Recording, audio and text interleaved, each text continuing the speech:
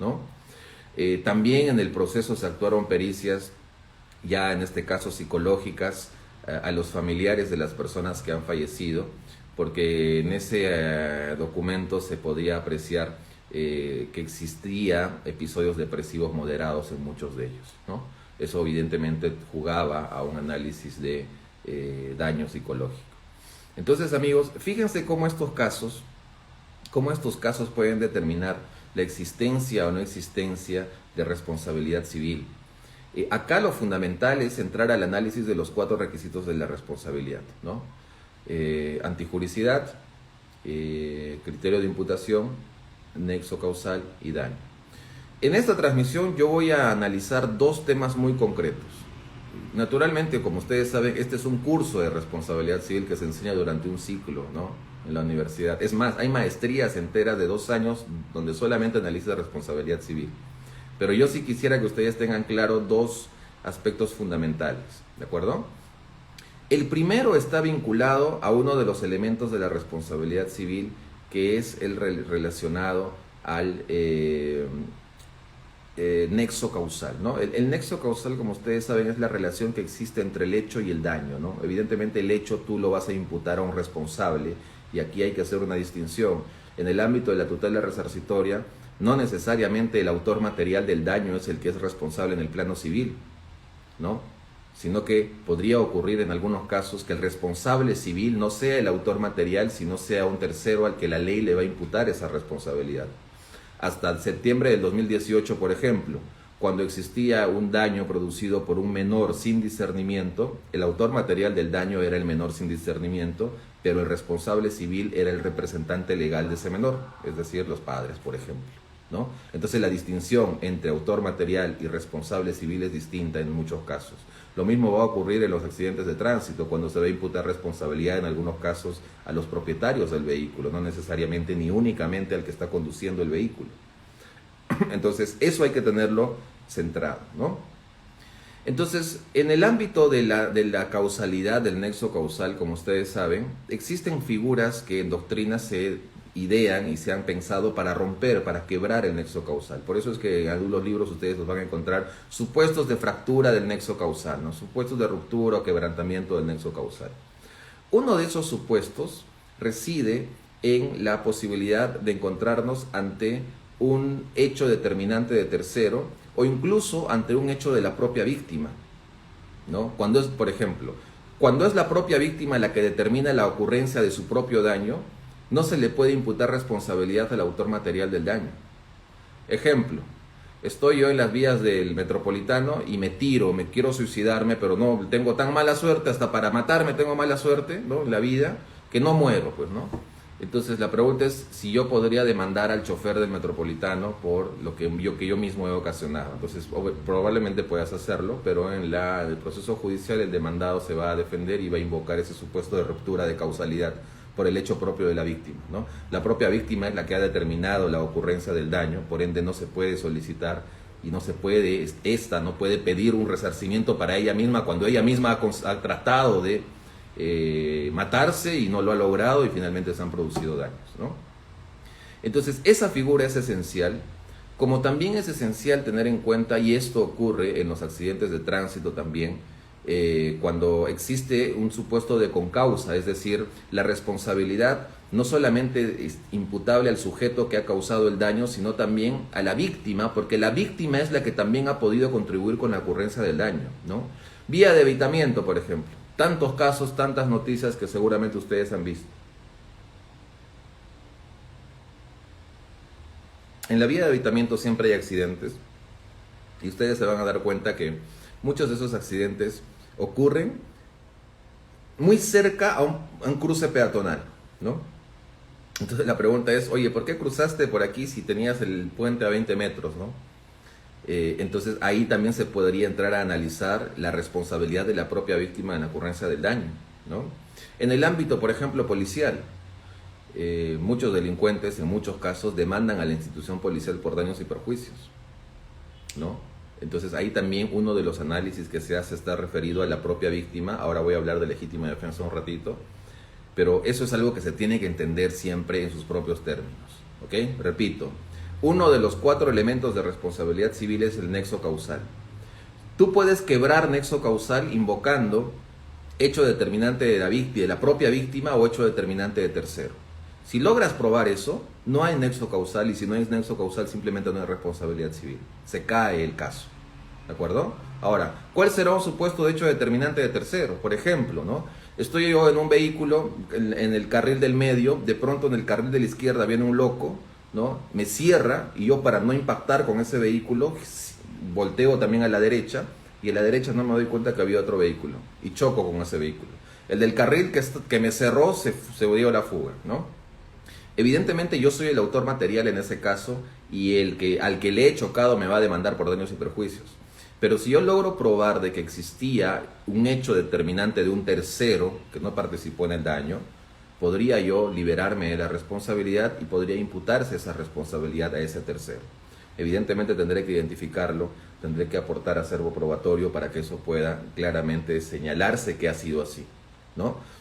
Entonces, si quiero romper causalidad, puedo invocar el hecho de la propia víctima o el hecho determinante de tercero. Pero también yo, para aminorar, para bajar el nivel de la responsabilidad que se me puede imputar, puedo hacer referencia a la existencia de que hay una responsabilidad compartida, ¿no?, entre la víctima y la persona que ha originado el accidente. ¿De acuerdo? Entonces ahí el análisis también tiene que ser muy fino a efectos de poder entrar a un ámbito de la orden de los pagos, del pago de los daños y perjuicios, ¿no? Ahora, en el ámbito policial, y aquí también hay otro tema importante, se hace mucho uso en muchos casos de la figura de la legítima defensa. Y esto también ocurre en el ámbito civil, porque es curioso, por decirlo menos, pero muchos delincuentes que ven repelido el ataque de sus víctimas, al final terminan demandando a la víctima por los daños. ¿De acuerdo? Yo recuerdo mucho un caso en el que una persona estaba entrando con su vehículo al estacionamiento y se le aparecieron 2 matones a los costados, y esta persona, la víctima, saca su arma y les dispara a los 2 y los mata a los 2, ¿no? Y ahí lo que ocurrió fue que iniciaron una investigación fiscal por homicidio de esta persona. Y esta persona salió a medios de prensa a defenderse y decir: oye, ¿cómo es posible que me van a querer meter a la cárcel a mí si yo he sido la víctima en este caso y yo me he defendido de estos delincuentes, ¿no? Entonces, en ese momento se hacía un análisis en el ámbito penal de que cuando uno quería invocar la legítima defensa como supuesto de imputabilidad, si se quiere, tenía que probar de que la legítima defensa era, digamos, en su propio análisis, tenía que ser en los mismos términos, con la misma intensidad, ¿no? Es decir, tenía que ser proporcional al ataque. Si no era proporcional al ataque, pues no era legítima defensa y por ende te vas adentro, ¿no? Pero a raíz de ese caso se volvió a hacer un análisis de este concepto de proporcionalidad, y los jueces de la Corte Suprema determinaron que ya no habríamos que hablar de proporcionalidad, sino de razonabilidad.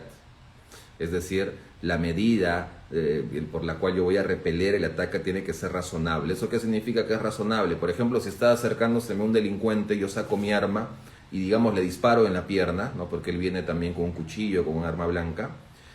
Eso no significa que yo voy a descargar las 10 balas en el cuerpo del delincuente, ¿no? Si ya está en el piso, ya está herido, pues yo me he defendido, no significa que lo voy a rematar, lo voy a matar en ese caso.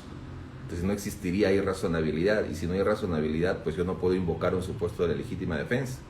Lo mismo va a ocurrir en muchos ámbitos en donde se hacen intervenciones policiales, por ejemplo, ¿no? Se hace referencia siempre a la legítima defensa, pero hay que tener muy en cuenta, amigos, que también el análisis de la legítima defensa en el ámbito penal tiene unos matices distintos en el ámbito civil, ¿no? Fíjense, por ejemplo, en el ámbito penal te exigen 3 presupuestos para hablar de legítima defensa en el derecho peruano, ¿no? Primero es que debe existir una agresión ilegítima, ¿de acuerdo? El segundo elemento está configurado porque debe existir una necesidad racional del medio empleado para impedir esta agresión o para repelerla, ¿no? Y en tercer orden, debe existir una falta de provocación suficiente de quien hace la defensa. O sea, yo no tengo que provocarte para que luego yo, cuando me ataques, haya una legítima defensa, entre comillas, ¿no? Esos 3 son los elementos que exige el fuero penal para entrar al análisis de la legítima defensa. Pero en el ámbito civil hay unos elementos adicionales que se debe tomar con pinzas, ¿no? Por ejemplo, se menciona de que el peligro tiene que ser actual, ¿no? No puede ser un peligro que haya ocurrido ayer. Me ocurrió ayer y luego hoy ya lo pienso todo el día, domingo, ¿no? De descanso, y no voy a ir a buscarlo, ¿no? O sea, no. El peligro tiene que ser actual. En segundo lugar, en el ámbito civil, el peligro debe amenazar un interés tutelado por el derecho, ¿no? Un bien jurídico protegido por el derecho. En tercer lugar, la amenaza tiene que ser injusta, ¿no? Y ahí se tiene que analizar en el caso concreto cuándo es justa y cuándo es injusta, ¿no? En cuarto lugar, el recurso a la defensa debe ser necesario e inevitable, es decir, no puedo yo tener a la mano otra alternativa sino únicamente esa configurada por la legítima defensa, ¿no? Y en quinto lugar, la reacción debe ser razonable a la agresión, ¿no? Ya no hablamos de proporcionalidad, hablamos de razonabilidad. Entonces, amigos, fíjense ustedes cómo en este ámbito de la responsabilidad civil, cuando se quiere invocar legítima defensa, los criterios para entrar a configurar esta figura son, digamos, especiales y específicos, y evidentemente tú necesitas prueba en cada caso concreto. Ahora, ¿la legítima defensa para qué me sirve? La legítima defensa me sirve para romper antijuricidad. Decía yo al inicio de esta transmisión que para hablar de un supuesto de responsabilidad civil a nivel de Corte Suprema se exigen 4 elementos: antijuricidad, factor de atribución o criterio de atribución, nexo causal y el daño, ¿no? La antijuricidad está determinada porque el hecho tiene que ser contrario a alguna norma del ordenamiento jurídico peruano. Hay una antijuricidad evidente ahí, ¿no? Pero cuando se plantea el análisis de la antijuricidad, el demandado tiene 3 oportunidades, tiene 3 balas para disparar antijuricidad. La primera está determinada por un supuesto de ejercicio legítimo de un derecho. La segunda está determinada por un estado de necesidad.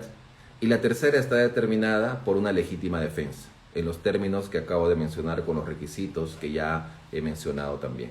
Si yo pruebo alguno de esos 3 supuestos, rompo antijuricidad, y si no hay antijuricidad se cae el caso. ¿Por qué? Porque la Corte Suprema ya ha señalado que para entrar a un análisis de responsabilidad civil amparada por el sistema peruano, necesito probar la existencia de esos 4 elementos. Pero con uno de los 3 que he mencionado, maté antijuricidad, por ende se cae el asunto y ya no hay tutela resarcitoria exigible, ¿no? El criterio de imputación, que está determinado por el dolo o la culpa, por regla general, y por regla especial, aunque cada vez esa regla especial está yéndose más allá, se hace referencia a los supuestos de responsabilidad civil objetiva, ¿no?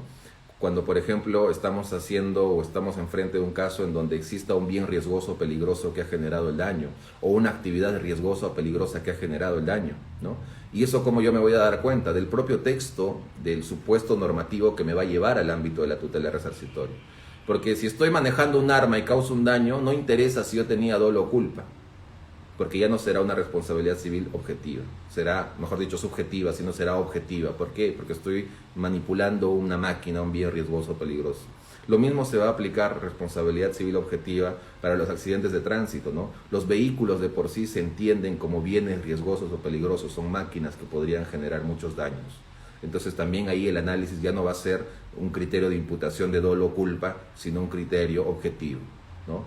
En tercer orden, el nexo de causalidad, determinado por la relación que existe entre el daño y el hecho imputable o el responsable del daño, también exige, y digamos, fuera del concepto, así como para romper antijuricidad tienes esos 3 elementos, para romper causalidad también tienes 3 posibilidades que están determinadas por la existencia de un caso fortuito o fuerza mayor, un hecho determinante de tercero o un hecho de la propia víctima.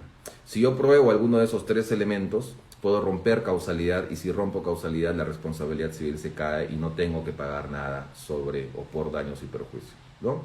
Y finalmente, cuando uno habla del daño, ahí yo tengo una tablita interesante en donde divido las 4 voces de daño que regula el sistema peruano,